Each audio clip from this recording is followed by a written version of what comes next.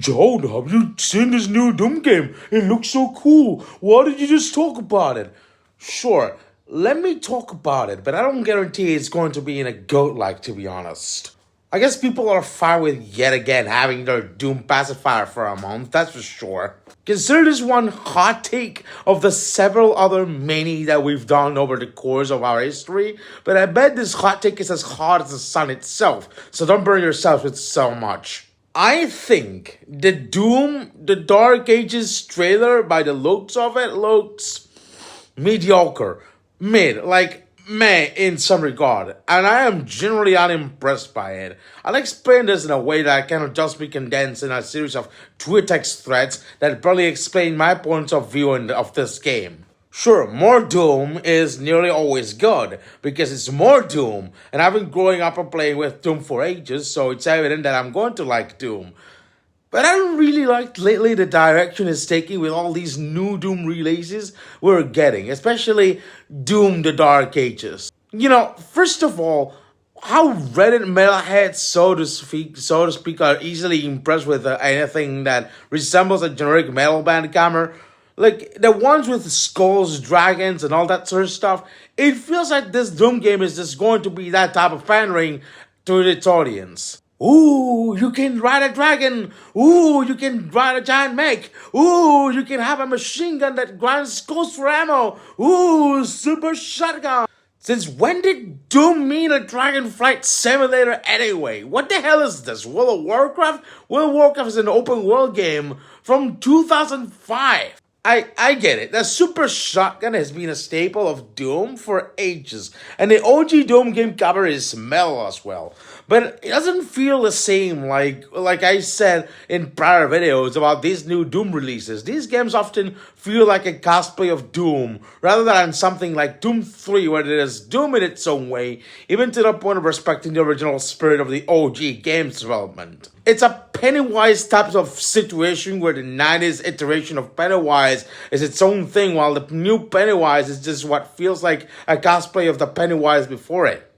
The OG classic Doom game from 1993 is originally conceived as a horror-like game, with its own atmosphere and all. The whole metal thing and metal music was just complimentary, and the whole story of Doom was also complimentary but not essential, because in the words of John Carmack himself, the story of a game is like the story of a porno.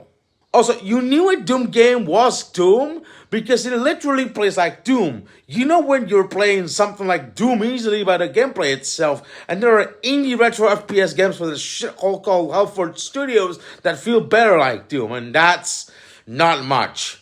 The Shadow Warrior reboot franchise from Devolver actually felt like Shadow Warrior in some regard. And as much as it pains me to say this, Duke Nukem Forever feels like a Duke Nukem game, and it doesn't have sections of a flight simulator with Duke Nukem on it. This dragon shit the new Doom game is doing, with the traveling in immense areas thing and all, that's the thing open world games do, like World of Warcraft. Although World of Warcraft is an MMO, it is still an open world game. I don't know, I remember when Doom Guy was just a guy, not like this godly super weapon god that is too pissed off to die. And I also miss when Doom was still all about a guy marine who had to survive at a demon-infested Martian moon and what comes after it. This silly extension of Doom 64's lore, so to speak, feels just like stretching gum at this point. It feels more like they're desperately trying to be like Rick and Morty with all this multiverse shit and the sort. Even an irrelevant ass skid mark like us at JMAA.tv does a better job at the multiverse so far, and again, it's not much yet. Doom Eternal, if you remember so far, was more of a dumbed down level design and game design conundrum than Doom 2016. In Doom 2016, it had a Metroidvania type of approach when it comes to level design, where you had to explore hubs and move from one to another in a very intelligent manner. In Doom Eternal, however, it was more linear. It's an on-rails level design and moves you from an arena to another arena constantly and repeatedly. It's just plain dumb. You go through a corridor, get trapped in an arena, and fight demons in a scripted manner. You kill everything, rinse and repeat. I can see where the Major Arlene standard of Doom level design comes from anyway. Even if we can discard the open world aspect that might be in this Doom the Dark Ages game, which I'll talk about later, I can see the Spirit Doom game probably taking a similar direction in game design to this. Obviously taking the direction of dumbing down Doom to literal babysitting mode. And personally, I don't like that. Remember that we could have a game like a quick remaster game like what we had with Doom 2016, and instead we probably got this. The only probable closest thing when we got to a new Quick games this last decade was, for one, Quick Champions, a live service multiplayer arena game that's just dying, and a Quick 1 HD remaster. That's it. This Doom game, instead of just being its own meaningful thing, considering it's a medieval take on Doom, it's just instead what basically sells more Doom, and what's trendy for a Doom game these days. Another glaring red flag that I see out of the many ones that I can probably have time to dissect is the fact that the combat is in a very, very open battlefield. And even then, we get to see these big open locations in our trailer, which could possibly mean, and this might be considered a stretch, but still, that this game is going to be yet another Ubisoft tier generic open world game with copy-paste locations to keep you under busy work.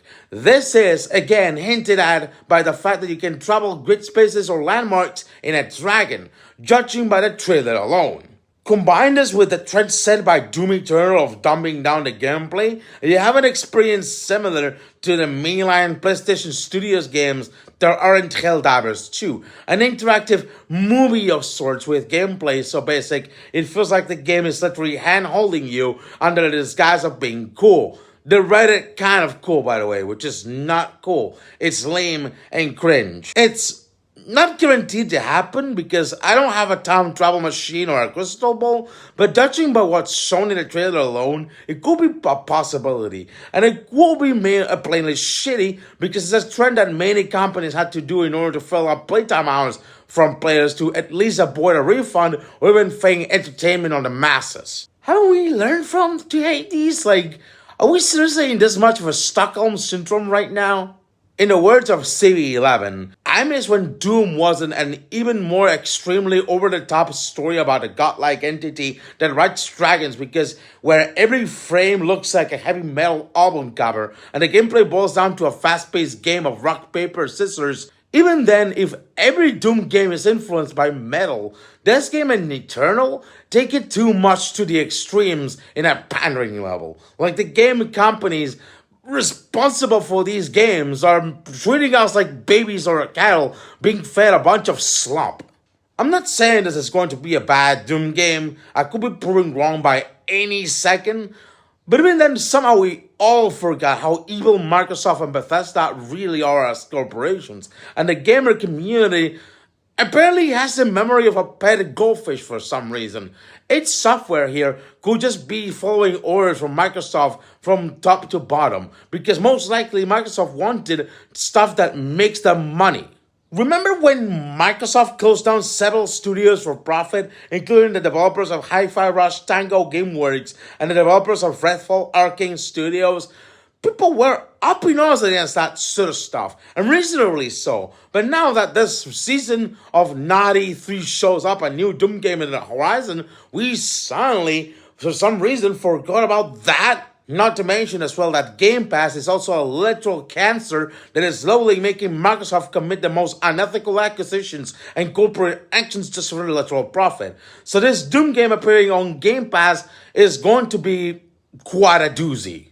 Psst, hey, do you think it's going to be different from Netflix? Think again. It could close down its software at any point in time, regardless of whether this game is successful or not. It just can and most likely will. Do you think Microsoft and Bethesda have suddenly changed at this point for the better? Hello? It's a shame that the majority of gamers lack the critical eye to see these sort of things, next to the good things we have one to cope about.